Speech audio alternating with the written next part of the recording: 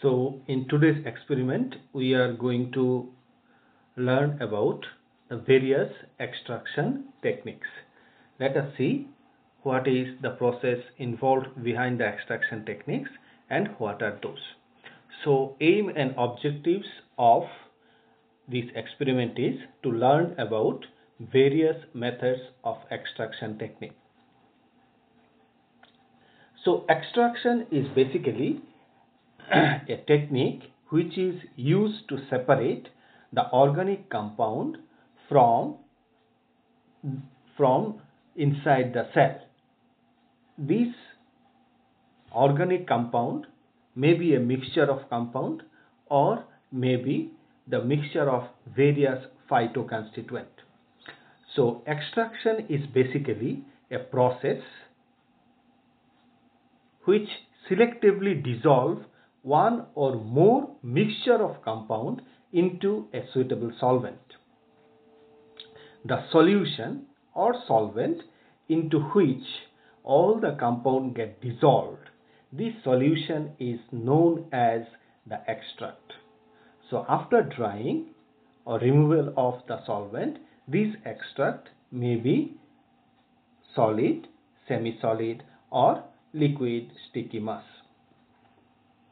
So extraction is basically a process, whereas extract is the product obtained by performing the extraction method. There are various extraction techniques available which includes maceration, percolation.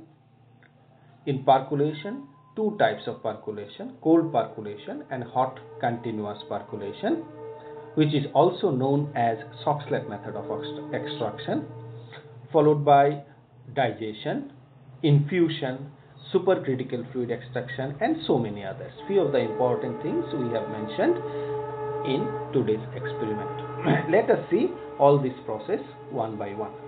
What is maceration basically? Maceration is the process where whole or coarsely powdered crude drug is placed in a stoppered container which is soaked with sufficient quantity of solvent. This mixture of crude drug and solvent is allowed to stand at room temperature at least for a period of 48 to 72 hours, means 2 to 3 days, with frequent shaking until all the soluble matters comes into the solvent from their cellular structure. The mixture is then strained and the marc means after straining what the material is remaining, this material is pressed and combined the liquid and which is further processed for filtration for clarification. So this is basically the maceration technique. This method is used mainly for the phytoconstituents which are thermolabile in nature. As in this process we are not applying any heat, so obviously all the thermolabile substance will not decompose by this method and these compounds will remain intact. But the major disadvantage of this process include the percentage yield is very less. Next is infusion. What is infusion basically? Infusions are prepared by macerating the crude drug for a short period of time, either with cold water or with boiled water. These are the dilute solution of readily soluble constituents of the crude drug. So it is obtained by a process of maceration. Next one is the digestion method. This is again a form of maceration in which gentle heat is used during the process of extraction. It is used when moderately elevated temperature is not objectionable, means when the compound is not that much thermolabile. The solvent efficiency of the menstruum is thereby increased. So percentage yield is going to increase by this digestion method compared to the maceration method. Next is decoction. Classical example of decoction is how we are preparing the tea. In this process, the crude drug is boiled with specific quantity of water for a specific period of time. So while preparing the tea, we are after adding the tea powder to the boiling water, we are just boiling it for some time. So this is a classical example of decoction. The solution is then cooled, strained and filtered. This procedure is suitable for extracting the water-soluble and heat-stable, thermostable constituent.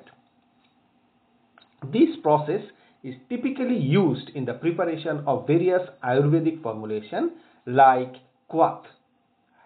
In quath, the starting ratio of crude drug and water is fixed, 1:4 ratio or 1:16 ratio, means 1 gram of drug, 4 ml or 16 ml of water. The volume is then brought down into 1/4 of its original volume by boiling during the extraction procedure. So means if we are taking 16 ml of the water, then it upon heating it should reduce to 4 ml. Then make up the marc with the fresh water once again. So in this process the percentage yield is more compared to the cold maceration technique. Next is percolation, another very important classical method of extraction technique.